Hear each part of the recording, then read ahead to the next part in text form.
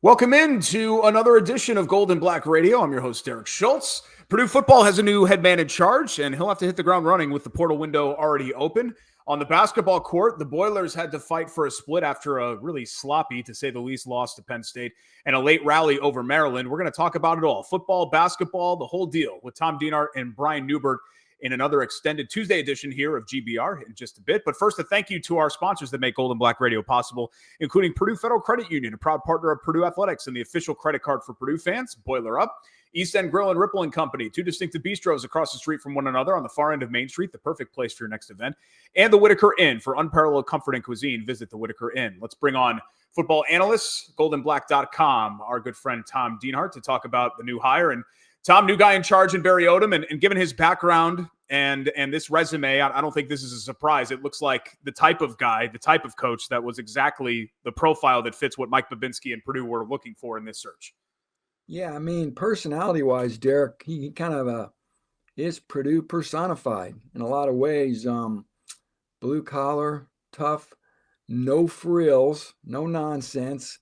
Kind of roll your sleeves up and just get to work. The kind of guy, Derek, you know that no job is too small for him. Whatever needs to be done, he's going to do it. So, and what's also appealing about Barry is he's a dues payer. Yeah, he's only 48 years old, I believe, but he's worn about every hat you can in football, working his way up from high school, GA, recruiting, director of football ops, position coach, DC head coach. So, I think from all those standpoints, he's a good fit, and I think he's going to bring a lot of the discipline and toughness that this program needs right now. Yeah, you mentioned discipline and toughness, not that Purdue had players that were in the police blotter or anything like that. But even when you go back to the Jeff Brom era, there was a level of sloppiness, right? Poorly timed penalties, getting up for big games, which was nice, but then sometimes sleepwalking through lesser opponents. And you're like, why is Purdue losing to so-and-so? So even though obviously, the Brom era was a lot more successful than the Walters era, I think this has kind of been a bugaboo for Purdue. Am I right in saying the last, 7, 8, 9, 10 years where there hasn't been a lot of that sort of discipline level stuff in the program that it looks like Barry Odom brings to the table? Yeah, you're exactly right. I always harken back to that game at Syracuse a few years ago where they had a total meltdown at the end with the penalties. And we saw many ill-timed penalties these last couple years too. It's the dead ball penalties. I think coaches can live with live ball penalties a lot of times. They're not ideal, but at least you're giving effort, you're trying. It's some of the jumping off sides thing, after the whistle things, unsportsmanlike conduct, selfish behavior that drives coaches batty. And those are some of the things we saw under Brom and under Ryan Walters too. So, it's funny that Odom mentioned today, everybody sort of wants discipline. Sometimes they don't think they want it, but when they get it, I think they appreciate it. We usually don't want what's good. We don't want what's good for us, right? And he talked about that at UNO, but he didn't think some of the guys when he got there wanted it. Turns out they thrived under it. And I think that's the hope here too. There's a lot to sort out, Derek. Let's not be short-sighted here. The roster is in a lot of disrepair right now. Anybody who follows the program knows the portal situation.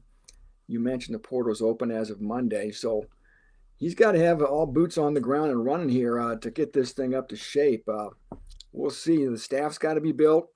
Talked about the portal, high school recruiting.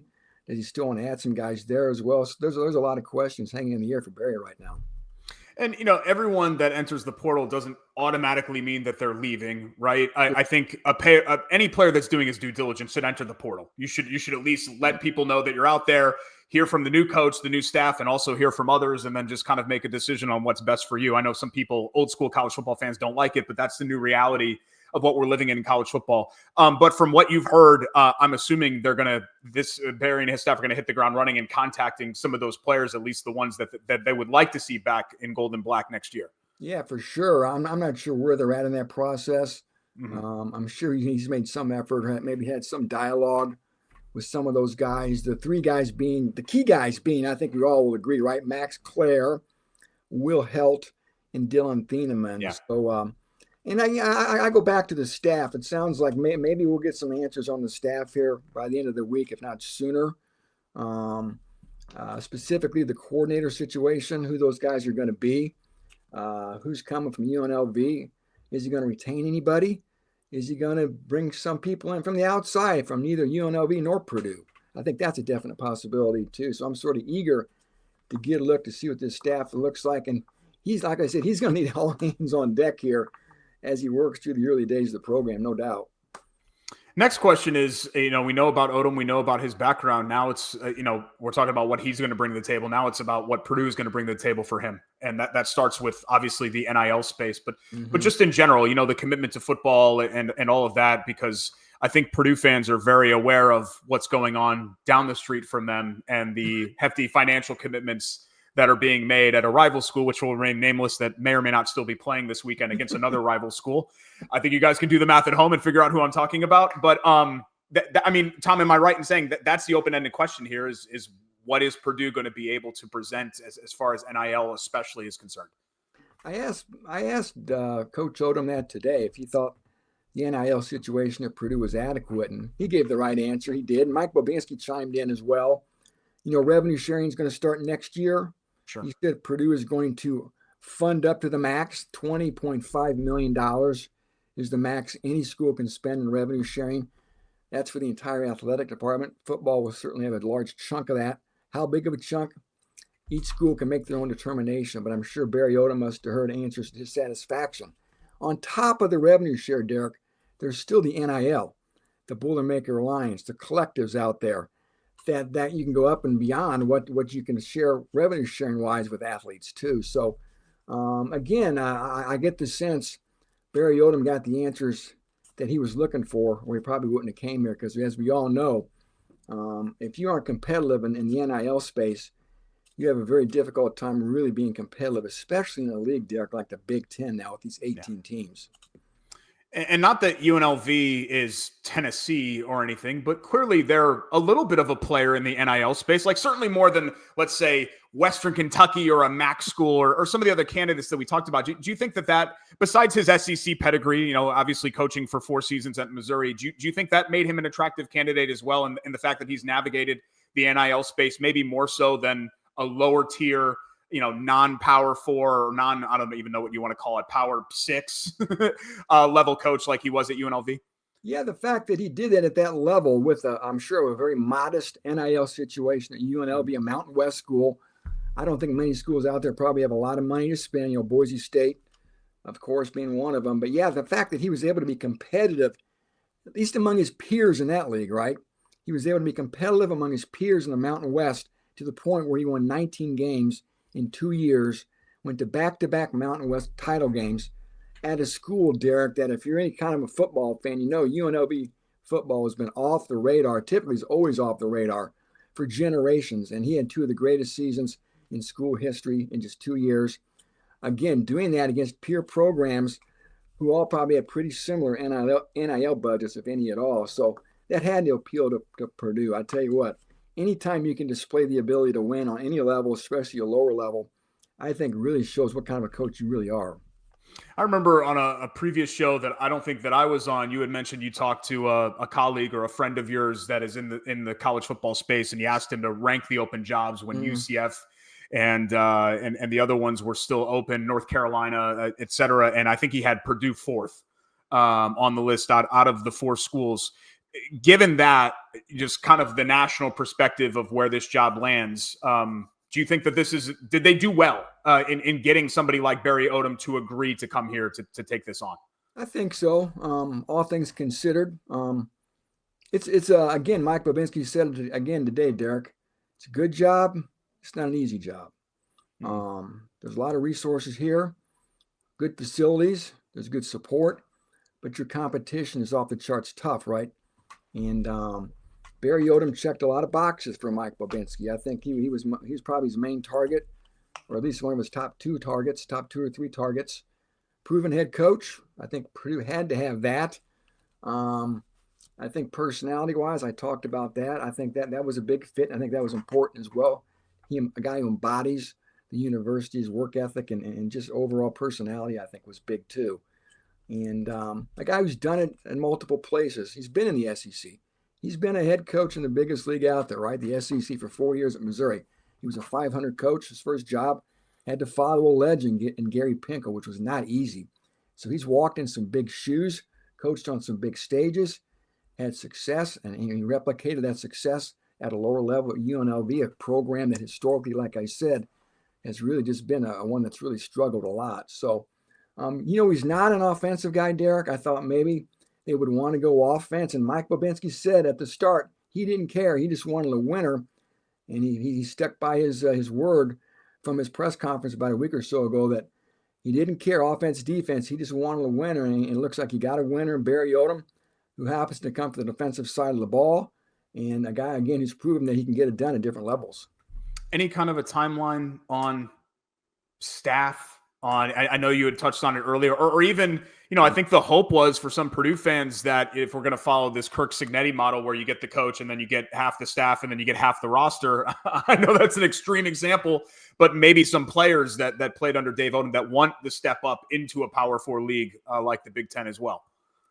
Yeah, I think, like I said, we may learn some things about the staff later this week. Mm-hmm. Maybe we'll find out who some of those members are. Everybody, Derek, is hot for the UNLV offensive coordinator to come to Purdue. Brennan Marion.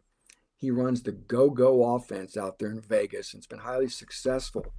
And fans are eager for him to make the move to West Lafayette. My early read is I'm not so sure he's coming here. So just keep that on your radar. And as far as players from UNLV, I certainly think there's probably a raft of guys who will follow Barry here. Now, understand this. His team this last fall was very senior-oriented. I think he said he had 30 seniors on it. And if you look at the all-conference team from the Mountain West, there's a bunch of UNLV guys, and most of them are seniors. But there's still some younger talent on there that I'm sure would like to follow Barry for the chance not just to follow Barry, but to play in the Big Ten, for crying out loud, right? Mm-hmm. What a boon there. And how many guys can he flip in the UNLV recruiting class, which was the best recruiting class in the Mountain West? Some nice talent there, too. So, yeah, there could be some interesting developments the next few days as far as the staff goes, as far as maybe a little longer term, which players want to follow him here as well. So just, a time of great transition, a time of a lot of angst and anxiousness, and also a time of a lot of excitement and wonder of what could be, Derek. So it's kind of an early Christmas present for Purdue football fans to sort of let their mind wander to see where maybe this thing can land one day. Tom, thanks so much for joining me as always. And I know it's been a very busy couple of weeks here and digging out and talking to sources and getting all the news and then digesting the news like we're all doing after the introductory press conference was earlier today. But I think some optimism, and you haven't had a lot of that in the last couple of months, as there always is with a new hire. I get it. But I do think that this is mostly being received positively, which is definitely what you want with so much negativity floating around the program the last few months. Yeah, real quick, too, just lastly, just to think where the program was at in November, right? Battered and bruised, blowout losses. The fan base enraged about the direction of the program. Hope was gone, Derek. And now with this change, fans have hope. Fans have hope. Administrators have hope. Players have hope. And what is life without hope, right? And you're already seeing some of the positiveness in social media posts from fans and message board posts that, hey, it's like a newborn baby, right? Everything's possible with your baby. Man, this kid's going to be an astronaut and split the atom. Everything's possible when there's something new, right? And Purdue can hang their hat on having a lot of hope now. The page has been turned. They have a guy who's a lot like them. And again, like I said, the possibilities are kind of fun to think about and for fans to contemplate here going into the winter, then spring football. Derek, by the time we get to August, these fans will have Purdue 12-0 playing in the college football playoff. That's right.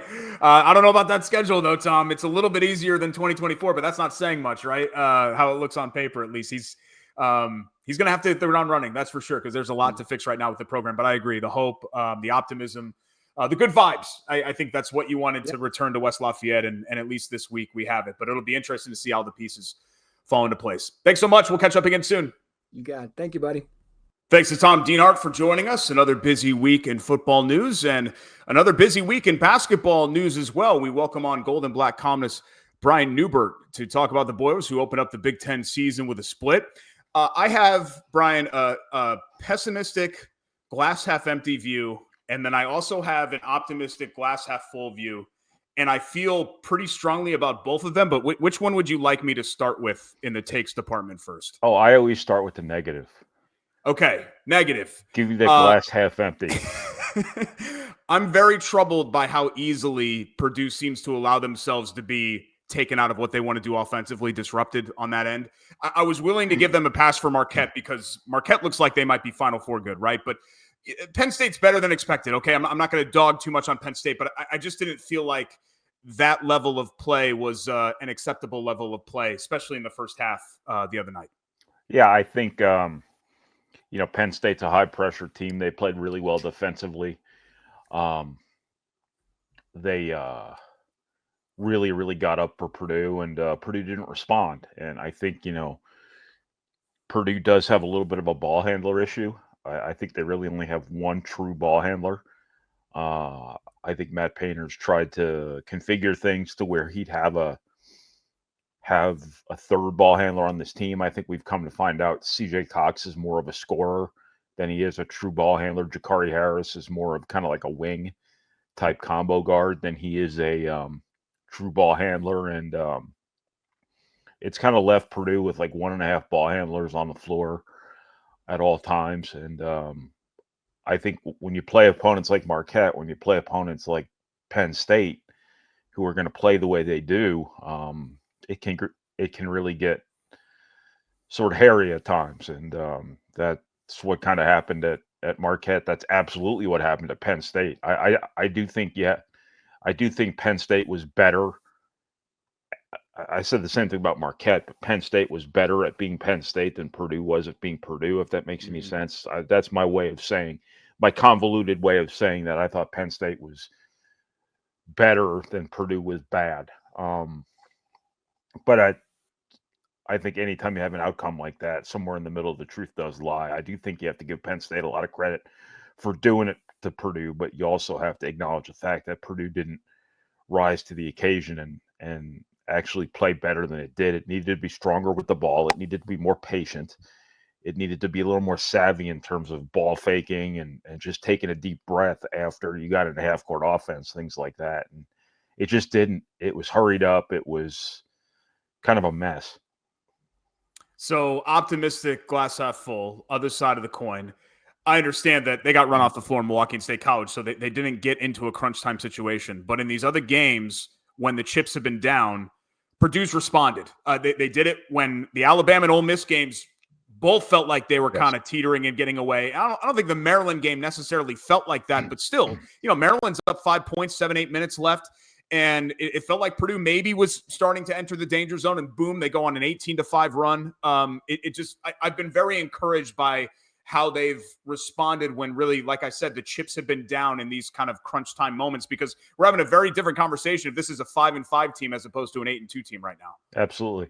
The Maryland game, I think that it goes beyond crunch time. If you watch the first half of that game, you saw two teams go in the locker room in a game where a lot of stuff had to change pretty profoundly for Purdue to win that game, because things didn't trend very well in the first half for Purdue.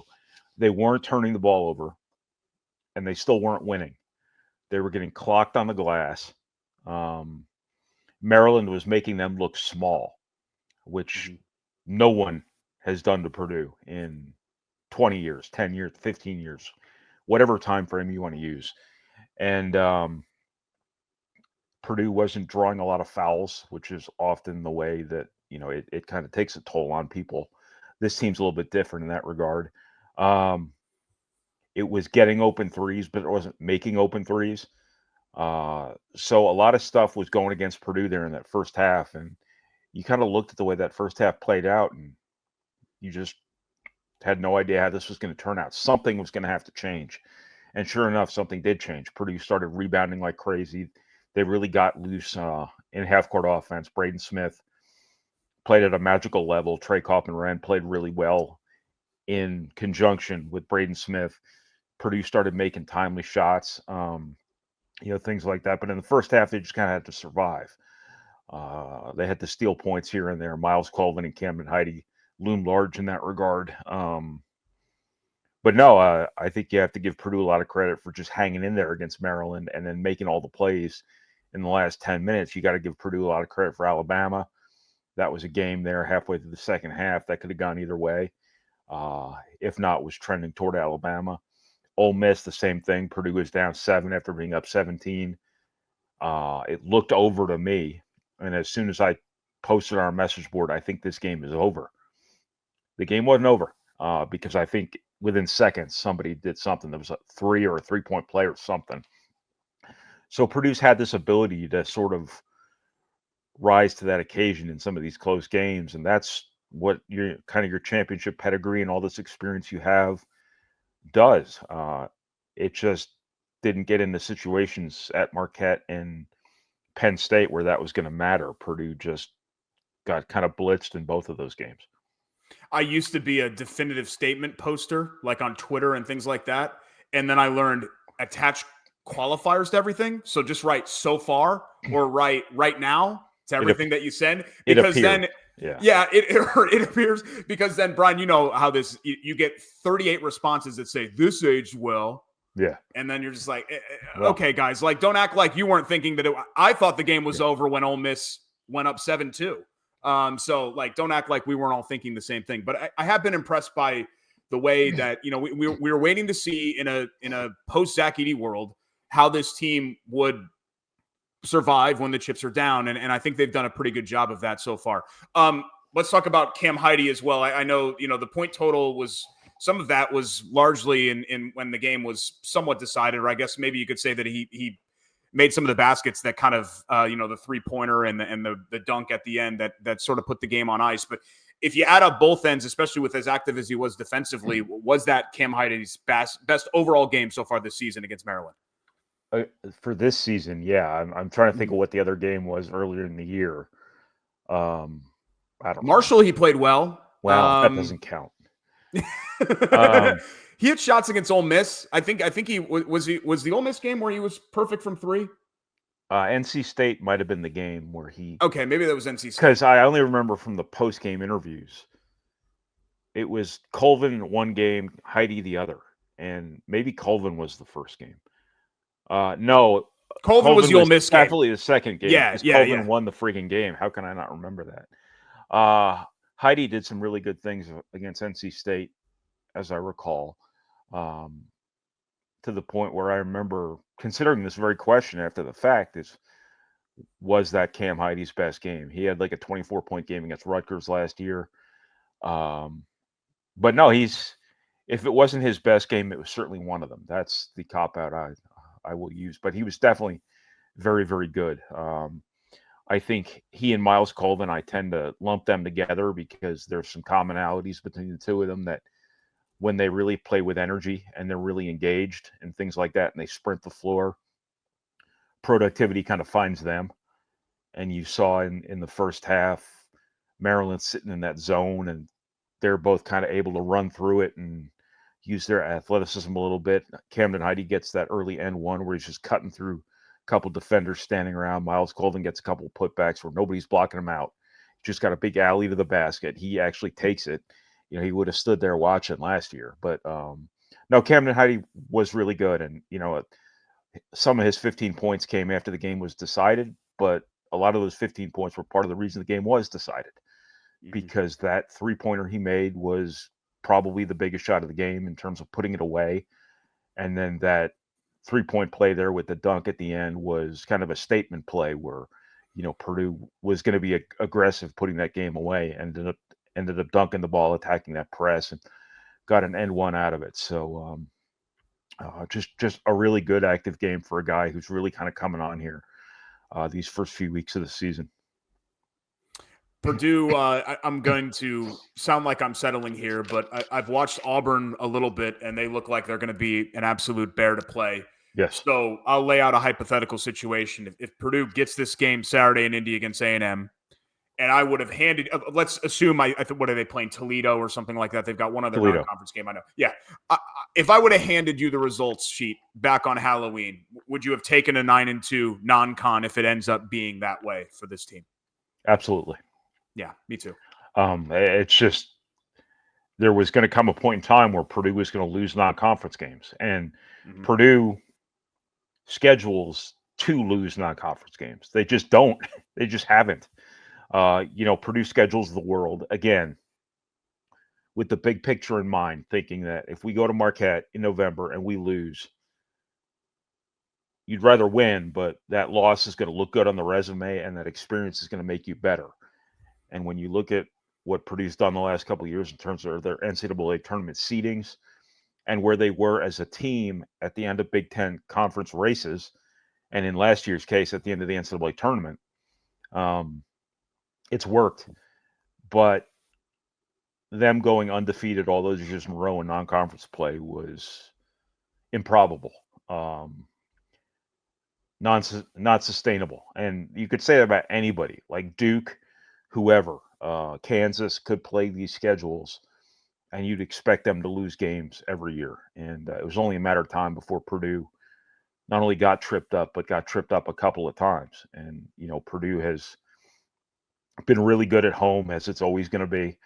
But when you go on the road early in the season, like where Purdue's last two losses have come, it's just kind of the cost of doing business. And, Auburn's going to be an absolute monster.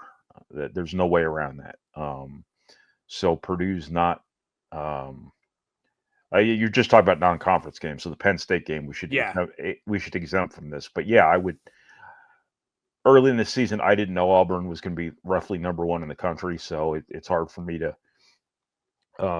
deconstruct what I would have thought to be the case in that regard. But I think 2 losses in non-conference play is still a pretty good run for a team that's, got some young players and has had some things exposed about it here these last couple of weeks. Purdue doesn't have tremendous functional size at this point anyway. Daniel Jacobson might have helped that, might not have helped that. Again, we talked about the guard issue. Purdue's short on ball handlers. That's kind of coming to light right now. So for Purdue to have kind of recreated itself the way it has had to, playing very different lineups right now than it's used to, and maybe still go 9-2 or whatever the final record will be in non-conference play. That's not horrible. It's probably actually pretty good. So we get in the holidays here. Should be a fun one Saturday at Cambridge Fieldhouse. It was a really fun game last year and fun atmosphere against Arizona.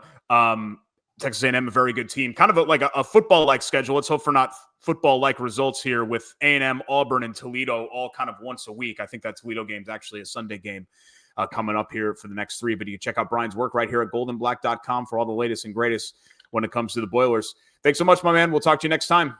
No problem, Derek. Thanks, man. That's Brian Neubert, and that is our show for this Tuesday. Thanks so much for joining us. And a final thank you to our great sponsors, Purdue Federal Credit Union, the official credit card for Purdue fans, East End Grill and Ripple & Company, 2 distinctive bistros across the street from one another on the far end of Main Street in Lafayette, the Whitaker Inn, this Midwestern oasis, perfect for a relaxing staycation or a weekend getaway. Escape from the ordinary at the Whitaker Inn. And the Sand Valley Resort. Celebrate all that the wilderness provides this fall and winter at Sand Valley. Start planning your next winter getaway by visiting sandvalleypursuits.com. Finally, our friends at the Purdue Institute for Cancer Research, where they have a history of innovation and one goal for the future: defeat cancer. Join the fight and donate to the Purdue Institute for Cancer Research today. And don't forget to sign up to become a member for Tom's work, for Brian's work, and all of the best Purdue coverage right here at goldandblack.com. We'll keep the content train going. Obviously, Gold and Black Radio will be once a week. So this Tuesday show will stay once a week. We won't have the Friday shows anymore with football season, at least on the field, being over, even though there's plenty to talk about football-wise. And I would suggest that you catch up on all that Tom has written about. But lots going on with the Wednesday night show, the Saturday show. Alan, Carm, the rest of the guys. Tom's been very busy here. Brian, it's just going to be a grind for the next couple of months.